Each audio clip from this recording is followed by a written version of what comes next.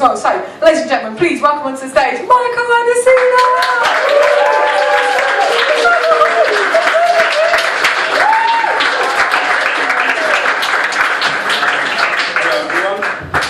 That's going to make sense in a minute. So, when Josie said to come back, I was quite surprised because last time I thought I was kind of shit. High expectations, everyone. High expectations. I was thinking about doing an unsung hero, so I thought naturally I'd do the really cliche thing and talk about my mum.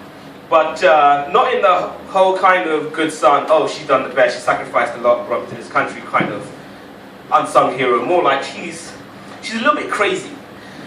In that she turned 51 2 days ago, and I think she had a meeting with all of society and said to them, look, I've given you 51 of my best years, and from now on, I won't give a fuck anymore. I am just going to say whatever comes to my mind, and you're just going to have to deal with it collectively, because I'm done. A couple of weeks ago, she came to me and she said, Michael, you won't believe what I've just seen. I say, what? So I was on the bus. I sit in the front because I like to feel like I'm driving the bus. So she's upstairs, and anyone who's taking the bus knows there's a big mirror right up there so you can see whatever's going on in the back of the bus. Well, it's more for the bus driver than you, but she takes advantage of it and doesn't tell anyone.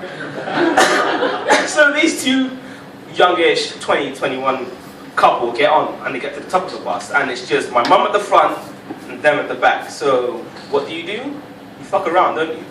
And in her own words, she said, so the girl, she sits across from the boy. She sits on top of him.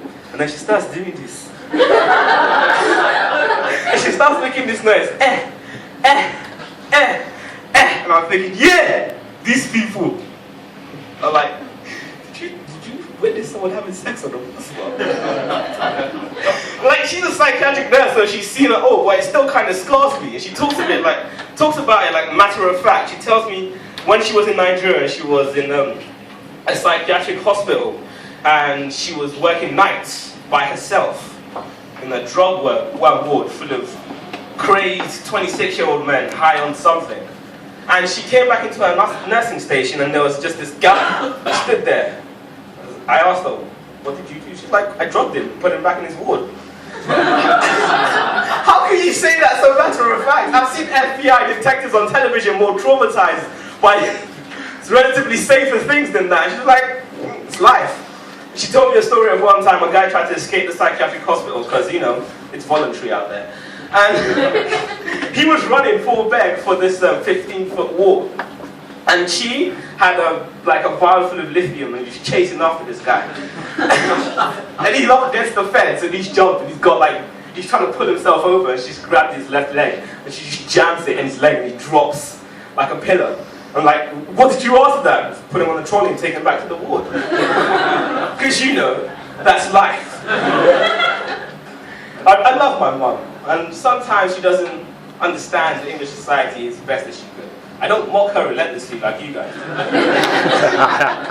What I do is I try and make the difference. But there's something I want help her with, and she wants to learn how to swear properly.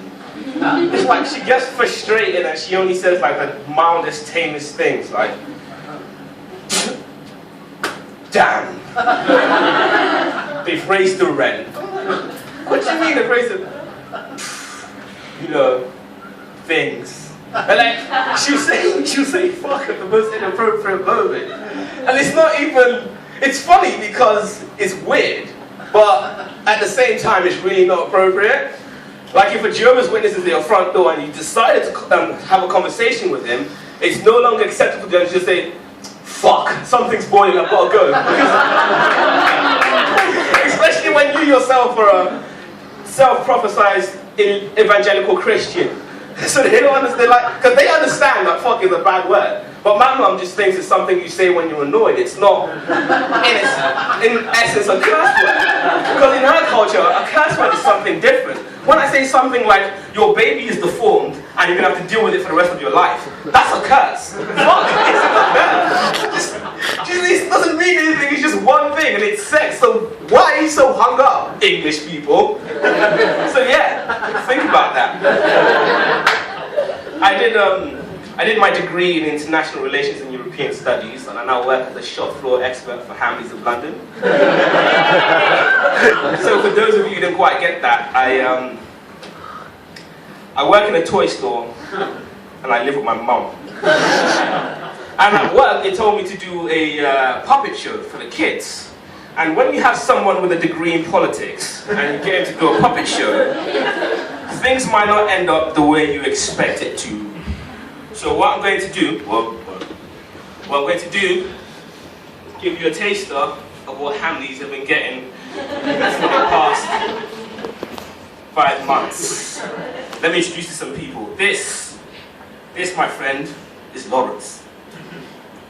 And this, wait, okay, on.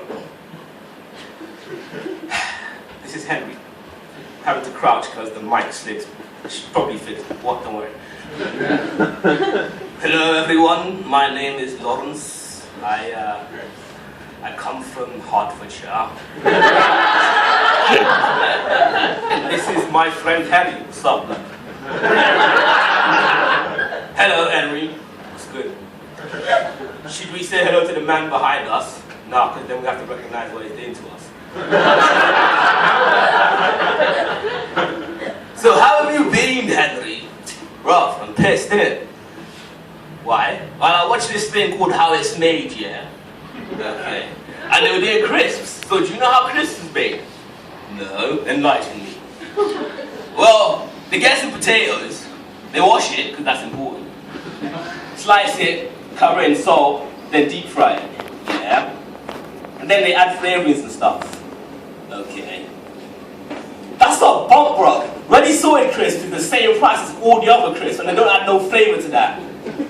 So, well, clearly they're cheating me, innit? I've been dropping 55p for a bag of ready salted when salted vinegar is the same price. And they don't even add no vinegar to the thing. You're getting quite worked up. It's not bump, bro. It's an indictment on our society. And how big companies like Hawkers are going to take my money from me without even asking me. Say, hey, do you want vinegar on that? No? Then take 5p off the price, innit? It really doesn't matter. Shut up, man, you're rich. What else have you been thinking about? It's hot. Really? It's too hot. What do you mean too hot? It's like 25 degrees. That's too hot. See, where I come from, in the plains of Africa, you're from Hertfordshire. But in the plains of Hertfordshire, 25 degrees isn't really that much to worry about. It's just enjoy the heat while it's here, because it's going to go away. Whatever, man. You live in a basement.